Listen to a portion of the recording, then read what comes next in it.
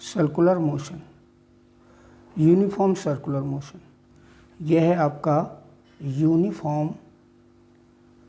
Uniform circular motion. तो uniform circular motion क्या होता है ये आपको बताते हैं। मान लीजिए अगर कोई पार्टिकल एक सर्किल में मूव कर रहा है, जैसे मान लो इसका सेंटर ये है, ये पार्टिकल आपका P हो गया, P0 हो गया इसकी पोजीशन, और ये घूम के यहाँ पहुँच गया। एक सर्किल में मूव कर रहा है तो हो गया P, तो इसके बीच का थीटा हो गया और ये इसका रेडियस हो गया। तो ये क्या होगा, ये होगी आर्क। आर्क को हम लोग क्या लेते हैं, डेल एक्स लेते हैं। अगर आर्क ये है, यहाँ से यहाँ तक क्या होगा, आर्क हो गया, और ये इनिशियल पोजीशन, ये फाइनल पोजीशन, ये थीटा है। तो पहले हम आपको ये बताएंगे कि सर्कुलर मोशन होता क्या है। When a particle move on a circular path with a constant velocity, अगर कोई पार्टिकल सर्कुलर पाथ में कांस्टेंट स्पीड या वेलोसिटी से मूव करता है, then its motion is said to be a uniform motion. इसको कहेंगे यूनिफॉर्म सर्कुलर मोशन, इसको कहते हैं uniform circular motion.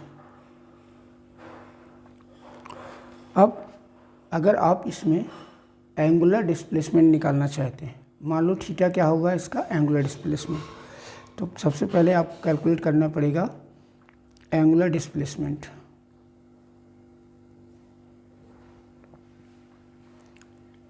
Angular displacement क्या होगा, अगर हम एंगुलर डिस्प्लेसमेंट देखें तो ये क्या है, थीटा है। तो आपने ये फॉर्मूला पढ़ा है ट्रिग्नोमेट्री में, angle equal to arc upon radius, arc upon radius. तो इसको अगर हम लोग और आगे लिखते हैं तो क्या हो जाएगा, अगर हम इसी में लिखते हैं डेल थीटा इक्वल टू हो जाएगा ds अपॉन आर, ये बन जाएगा। तो इसमें जो डेल टी है वो आपका एंगुलर डिस्प्लेसमेंट हो जाएगा। तो इसी को हम लोग कहेंगे एंगुलर डिस्प्लेसमेंट, यही होगा आपका एंगुलर डिस्प्लेसमेंट, ये हो गया एंगुलर डिस्प्लेसमेंट। अब इसका यूनिट क्या होगा, अगर हमें इसका ऐसा यूनिट चाहिए तो इसका यूनिट होगा, ऐसा यूनिट होगा इसका radian angle of revolution, angle of revolution del theta is called the angular displacement, ये कहलाता है angular displacement.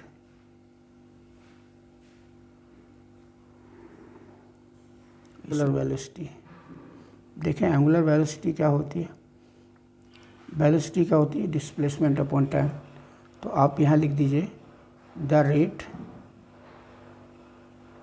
Of angular displacement,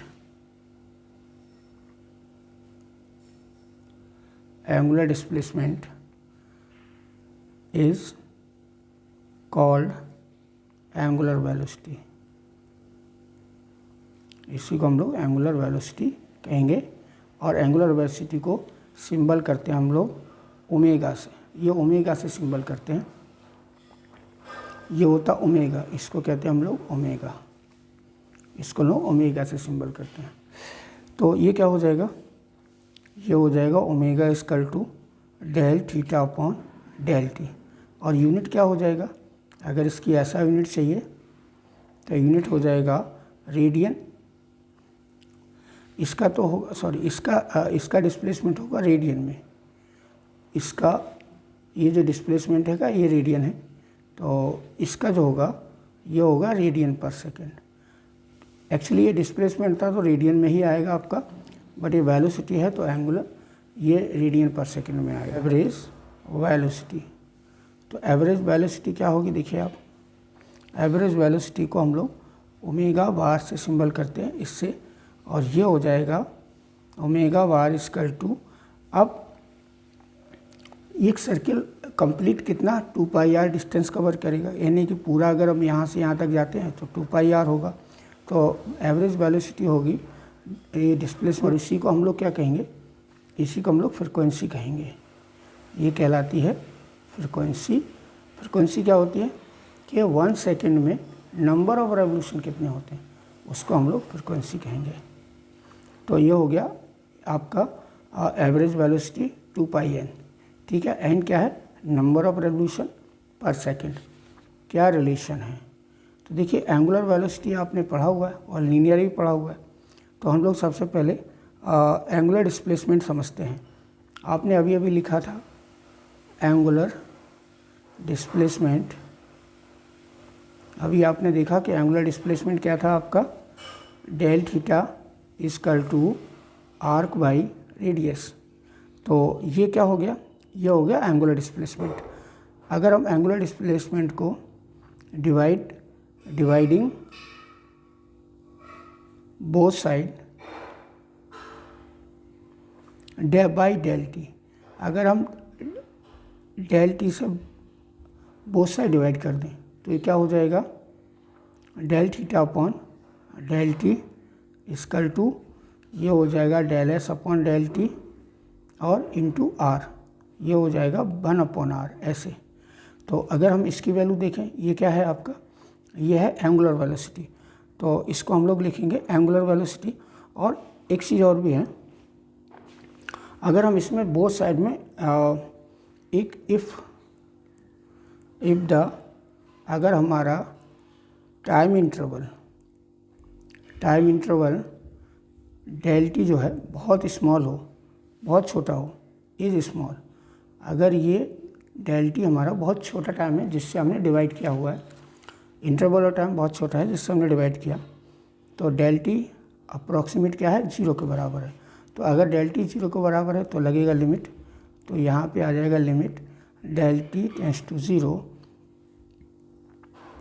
del theta upon del t, और यहाँ पे 1 अपॉन r limit del t tends to 0 और del s upon del t हो जाएगा।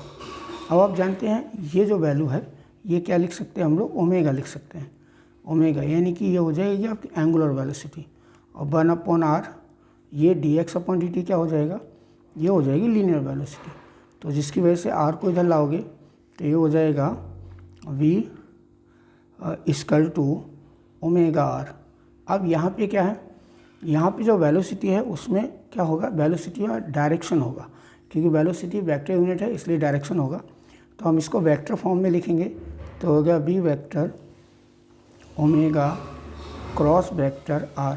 तो क्योंकि ये वेक्टर फॉर्म में है तो हम वेक्टर फॉर्म में ऐसे भी लेते हैं, और ये आपका मैग्नीट्यूड फॉर्म में है तो v equal to r omega. तो कैसे निकलेगा देखिए, सेंट्रीपिटल एक्सेलरेशन के लिए मान लेते हैं हमारा एक ये पार्टिकल है जो एक सर्कुलर मोशन में है, यूनिफॉर्म सर्कुलर मोशन में है। ये यहाँ से मान लो इस पार्टिकल का ये रेडियस, ये सेंटर हो गया, ये इसका आर हो गया, और यहाँ पे हो गया ये पार्टिकल यहाँ से यहाँ चल गया, पहले यहाँ था, यहाँ से चल के यहाँ आ गया, तो इसकी वेलोसिटी क्या होगी, ये बी होगी, और ये क्या हो जाएगा आपका ये वैल्यू, और ये हो गया थीटा।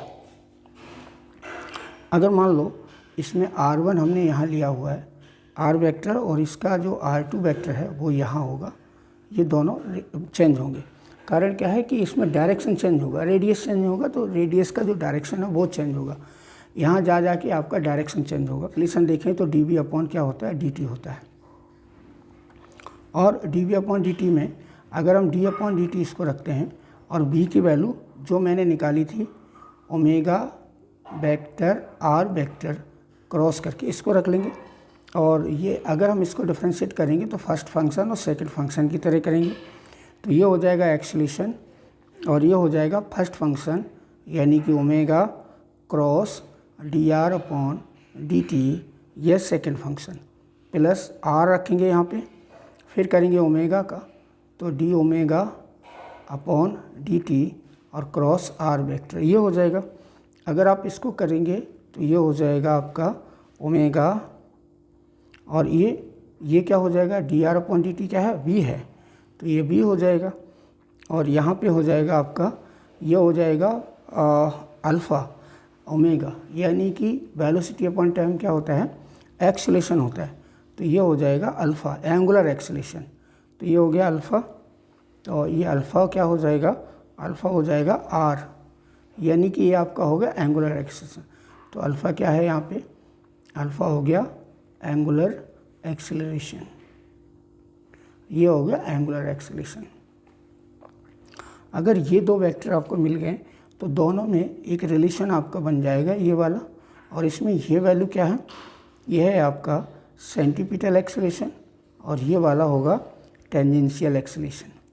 तो अगर हम इसकी बात करें तो AC क्या है, AC है ओमेगा इंटू वी वेक्टर, और ये है आपका, इसको कहते हैं हम लोग सेंटीपिटल एक्सेलरेशन। और AT क्या है, AT है आपका, AT इक्वल टू अल्फ़ा, यानी कि angular velocity into change of radius, तो ये रेडियस, तो ये हो जाएगा आपका टेंजेंशियल, ये हो जाएगा टेंजेंशियल एक्सेलरेशन। अब हमें देखना है, और ये हमारा क्या है, ये तो हमारा लीनियर एक्सेलरेशन है। तो आपने अभी अभी देखा कि एक्सेलरेशन में कई सारी चीज़ें आ रही हैं आपकी, आपने एक्सेलरेशन पढ़ा, एंगुलर एक्सेलरेशन पढ़ा, टेंजेंशियल एक्सेलरेशन पढ़ा, और फिर आपने सेंटीपिटल एक्सेलरेशन, 4 तरह के एक्सेलरेशन हैं। तो अगर हम लोग इसकी कैलकुलेशन करते हैं तो अगर हम देखो, इसका ज़रूरत पड़ता है जब हम लोग वेलोसिटी को चेंज करते हैं, लेकिन यहाँ आपका बताया गया है कि जो पार्टिकल है वो कांस्टेंट वेलोसिटी से मूव कर रहा है। अगर मैं यहाँ पे वेलोसिटी चेंज करते हैं तभी ये टेंजेंशियल एक्सेलरेशन लगेगा, लेकिन सेंटीपिटल एक्सेलरेशन इसमें लगेगा।